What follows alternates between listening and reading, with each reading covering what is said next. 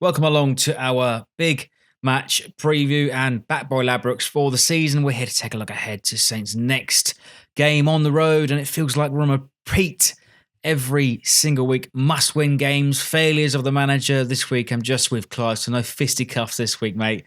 First of all, let's take a brief look back. Another underwhelming result at home at St Mary's, this time against a poor Stoke side below us in the table. Another game we've looked at before the match, a favourable, winnable game. Yeah, I think the emotions going home after that game was just sheer disappointment. Much as you felt like you'd saved yourself at Burnley, if there was a feeling of hopelessness after the Stoke game, and it was really hard to take that we couldn't break that defence down. The only real positives, I thought Josh Sims was excellent. I didn't think Redmond was, I thought Redmond was better. And I thought Alex McCarthy pulled off a fantastic save that went under the radar. Everyone talks about Jack Butland. I think all the saves that Jack Butland made were ones that you'd expect him to make. I think Cedric's shot was, he was very well positioned for that, and it was a good save. But it wasn't anything you'd expect him to let in from the position he was in. But Alex McCarthy's save from the header first half was exceptional. And saved us going behind. In a game like that, that's invaluable. So the positive, we took a point out of it, Freddie. And Josh Sims played well, showed some really bright invention. And Pellegrino actually started with Gabbiadini and Josh Sims for the. Well, no, sorry, scratch that. He started with Josh Sims on the right-hand side. He was direct, what we expect from him. And actually, you know what? I think Redmond had one of his better games this season. He picked out a fantastic ball for Boufal. Anybody to fall in that position but Boufal.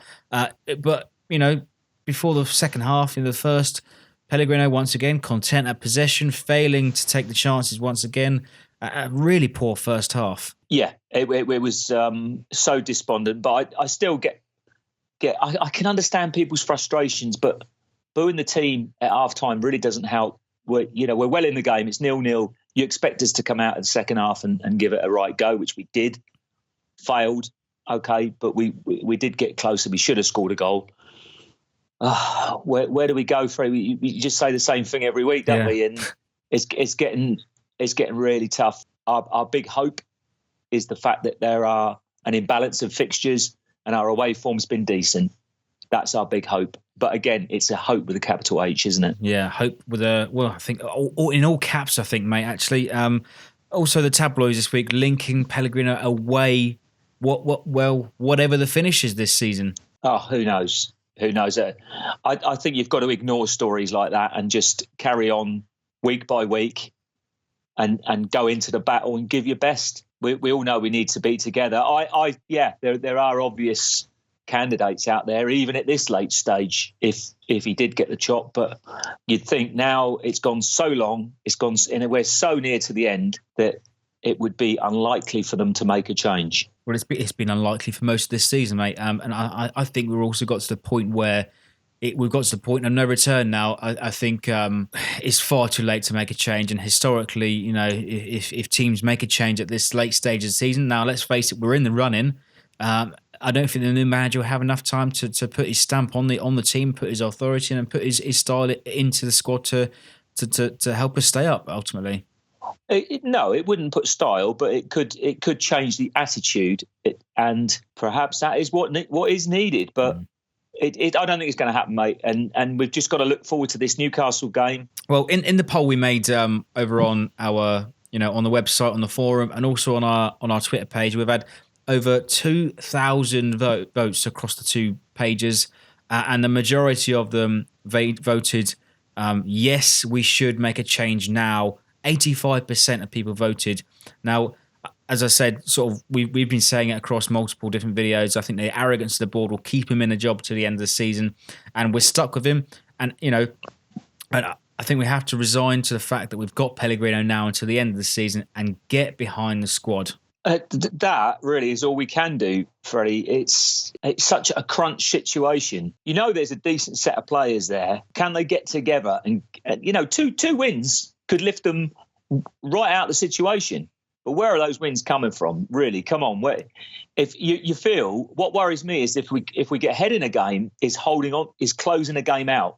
Whether we've got that confidence and ability to close a game out. I was very worried, despite the fact that Stoke were pretty damn awful going forward. They cut through us a couple of times, and it was just too easy. I mean, the flicked header by Crouch, and I don't know who was it. The guy was in. He fluffed his lines, but the fact that ball went through so easily is a big worry to me, and that happens 2 or 3 times in a game. If you're playing against the top teams, they will expose that, and that was a real worry against Stoke. As much as the lack of, I just think we can't play at home.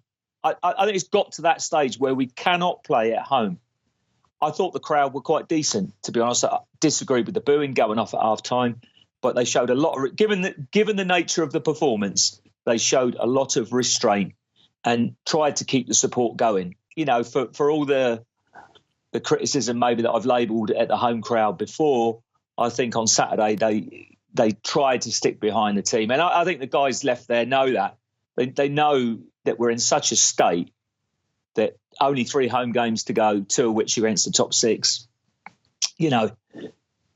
It's a very, very difficult situation, but it's not one that's irretrievable. You see that Palace now have lost 2 home games in the last minute. That must be an absolutely, morale-wise, you look at Palace and they're the absolute opposite of us because they bung 2 up front.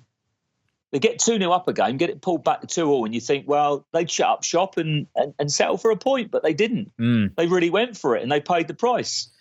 So I guess Saints are. It's almost like somebody with a walking stick, just trying to get their pint of milk in the morning. You know, they've got halfway up. They've got halfway up the path, but there's a big hill to go up. So I don't know. We need one of them electric wheelchairs. I think we need a bit of turbo boost, don't we, mate? Bit of turbo boost. Yeah. I just think it's. I feel sorry especially for the young players, because they're really giving it their all. I mean, Josh Sims came in as a breath of fresh air. He's lively. He's got a lovely first touch to him.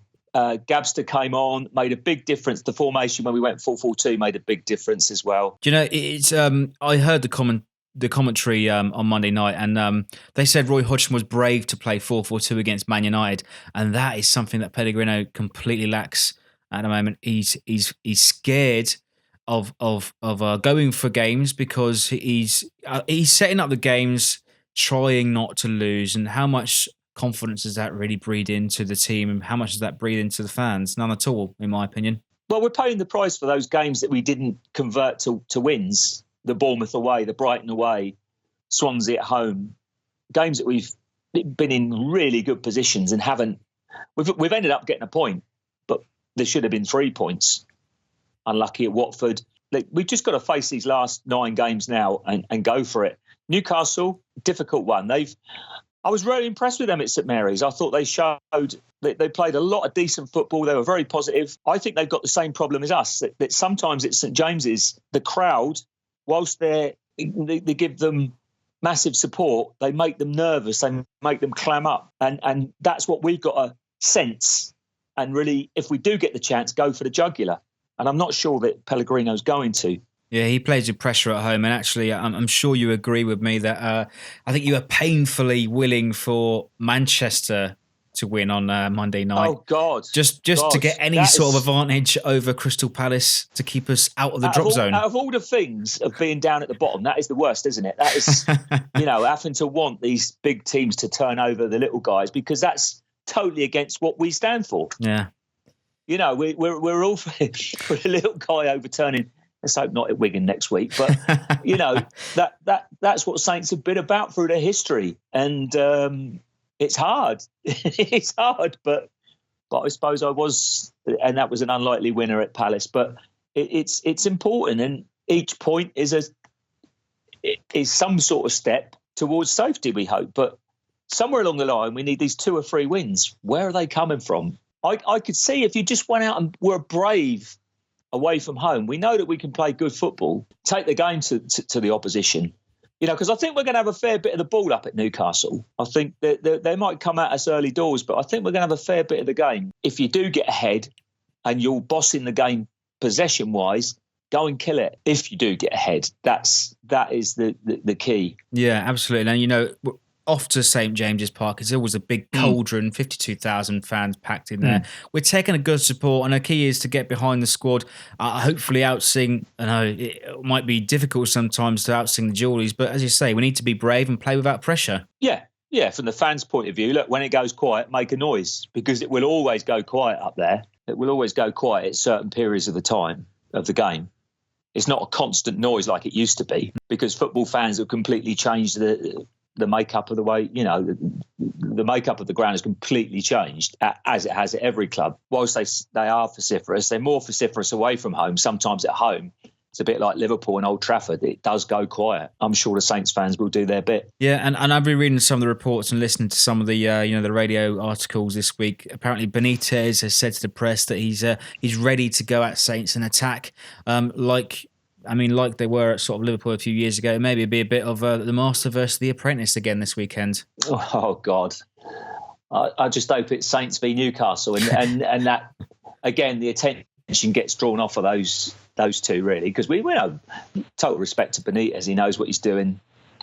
Very shrewd character, but I think Saints have got a serious chance. I just think we've just got to go up there with a positive approach and be brave. The bigger the ground, the harder they fall, whatever the expression is, I don't know. But, if it was me and I was out there, I'd be looking around at the ground and I'd be inspired by it. I wouldn't be frightened by it. If I was a player, you're thinking, this is where I want to be. This is where I want to be performing. I don't want to be performing at Barnsley in November. It's a high play from the heart, exactly. That's it. And Pellegrino's trying not to lose games and fear the opposition will create chances. Newcastle got a few disadvantages themselves, a bit like us. No goal scorers. Yeah. No one really putting the ball in the back of net for them. No, that's right. Been a long time admirer of John Joe Shelby, but he's a lazy bugger. And if you can stop him playing, you stop a lot of their supply line. There's not a great amount of creativity in the team from midfield. And I think that's one area where you've got to be. And he's decent. He's got a decent shot at him from 20, 30 yards. So if it was me, I'd go and man mark him and just get him out of the game. He might be back for the weekend. He's currently out injured. He's been out for a few weeks since the Bournemouth game. And he got absolutely slated on the BT Sport analysis. Frank Lampard said, he was pathetic, sort of, but apparently he was carrying an injury. Whether he was or not, I think sometimes people slate people because they know that they're good players and they should be performing. And that, I think, is the case with him. Who's the other lad up front? Dwight Gale or Hosselu? Dwight Gale's a really good worker, but you feel he's got a lack of confidence. Who's the Spanish lad?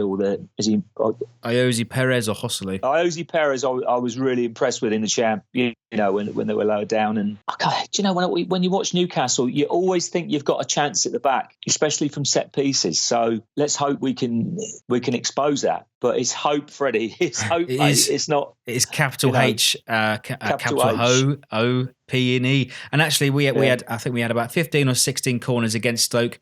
None of them found a Saints player in the box, and I think that was due to the fact that Ward-Prowse wasn't on the pitch. Do you think we're overly reliant on his dead ball abilities? Well, what do the other guys do? I think Ryan Bertrand takes a wicked corner with his left foot from the right side, whipping it in near post, like we scored against Arsenal. All right, it's a long time ago, but those sort of near post corners winging their way into the near post at pace is what I'd like to see, because every time it goes central, the defence seem to win it. So you either go far or you go near. And I personally think I always like to go near, because you either get a flick on into the goal or you get a flick onto the back post and someone pokes it in. I just think it's not rocket science.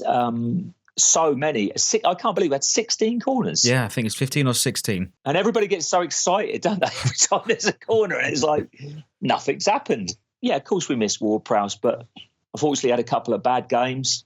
Before that, he was playing particularly well, as was Pierre Højbjerg. So you wonder if he might feature again in a scrap, what might be a midfield scrap. Will Pierre come back in? Lamine has been What I liked about Lamela last week was when Jack Stevens made a bit of a clanger, he went and put his arm around him and he tried to lift him. And I think that shows a lot about the player. And I think he's a bit of a leader. Is that a song? Follow the leader? Does it? No. Does it go with he's a class midfielder? He's a leader. Anyway, no, probably not. I don't know. Clive, how does it go, mate? You tell me, because the sing-along, but he never gives the ball away. 1, 2, 3, 4. Oh, I don't like that 1, 2, 3, 4. That's it's a bit like being in the playground, isn't it? But it's better than nothing. It's better than nothing. It's better than standing there and waving your clappers about. So fair play to anybody who sings anything, even if that when the Saints is the wrong speed. Hey, it's supposed to lift people, isn't it? Why we sing it like a funeral dirge? Oh, really, mate? The difficulty as well we have about Ward-Prowse, if he's in the squad, then it means Josh Sims isn't in the squad. Both of them playing right in the field, Yes. I think Sims deserves to retain his place, has looked tenacious, looked direct, and I think if we have any chance of winning at Newcastle, he runs at fear, and I think he will clearly exploit that space on a big, wide pitch at St James's. Yeah, I think so. And he's, for a lot of these Premier League experts, he's an unknown quantity. Obviously, he did what he did at Anfield in the semi-final last season, exceptional run. But I guess most people have forgotten about that. And certainly Danny Murphy on Match of the Day didn't even realise that he'd been out injured for a season. He was questioning where he'd been. Now, don't these BBC pundits do their homework? Seriously, are they only interested in when they get a transfer? I guess they are. But Josh Sims could do a lot of damage up there. He's been a positive influence since he's been on the pitch over the last 2 weeks. Yes. Yeah, he looks up for the fight. I think as an unknown quantity, that's really good, because these teams know so much about players these days. They analyse. They've got whole books spreading on their halfway line, God, when a substitute goes on, you think he'd been to the library or something. Well, just go out and play, son. What's going on? Well, they're passing slips to each other on the pitch now. But earlier this season, it was 2-2. As St Mary's, 2 goals from Gabby on the day. Ironically, one of the highest scoring games that we've seen this season at home. Similarly, on that day, rescued by Gabbiadini last week, a couple of weekends ago, even at Burnley. And can you believe that nearly 6 months on, we're saying the same issues, we're asking the same questions? Why isn't Gabbiadini keeping in the starting lineup? It's a mystery, as Toya once said. It really is. It really is. You just want to be positive. You want to be brave, but you wonder what's going to come out. Come 2:00 Saturday when that team comes out, I think that will give you a good indication of our intention. Let's hope it's positive. Let's hope the guys can go out and put out a performance, and let's hope the fans the 1,600 are going up there, can make that noise in that top tier up in the gods and do us proud. It would be so good. It would really, and before the cup quarter-final as well, it would give everyone a major boost. You look at Brighton and you think, there's a team that have got spirit, serious spirit running right through the club. The crowd, the players, everyone's pulling for it. It's their first season. They've got that initial enthusiasm. It's what we're going to have to. It's what we're going to have if we're going to survive. Huddersfield, you really cannot rule Huddersfield out from surviving, because they've shown good spirit all season. I think all the teams, Newcastle themselves, ended up champions, didn't they? Last season, in the end, yeah. In the end, last season, and they've shown a lot of spirit. All right, they've got turned over, but they keep bouncing back. That, again, I'd be wary if we did get 1-0 up that we're going to hold it, because that the Alamo's coming. But that's when you really make use of it, and you get your Josh Sims on and your Gabbers on, because they can pick holes when they're bombing forward and they leave space at the back. They can pick holes in it. But it's got to get to that first, mate. Yeah, and let's sort of wrap it up fairly positively. A win moves us above Newcastle. We're looking at some of the big games as well around us on Saturday. You've got Huddersfield v Swansea, West Ham v Burnley, and I think maybe sort of neglecting that previous statement, we're sort of willing other teams to fail, and I think that's the reality of the situation that we're in. It is the reality. My gut for the Newcastle game says it's going to be a draw again, and it's like Groundhog Day. Everyone said Someone said coming out of the ground, "Oh, we're going to do it in draws" last week. 9 draws. Oh God, could you imagine having a draw against Man City last game of the season? Well, you think it's gonna be a draw, mate? Is it gonna be a score draw, 0-0 draw? Is it gonna be last on match of the day again? No, I think this game's going to be entertaining because Newcastle will have a go at us, and we can play some decent stuff on the break. So I think could be some good football there. I'm hoping there will be for the guys going up there. Hell of a long journey. Hope you have anyone's going. Have a great weekend, lads. Bring back the points. 1-1, Freddie, for me. Yeah, 1-1. Probably a fair and probably a safe bet as well. Big thanks, mate. Also, do let us know how we're getting on with this extended sort of versions of the big match preview. I will also make this episode available to download like we did last week, and we got quite a few downloads last week, so do let us know how we're doing in the YouTube comments, and also get in touch with us over on Twitter, Facebook and everything else. Leave us your predictions in below for our big trip to St James's Park in the comments below.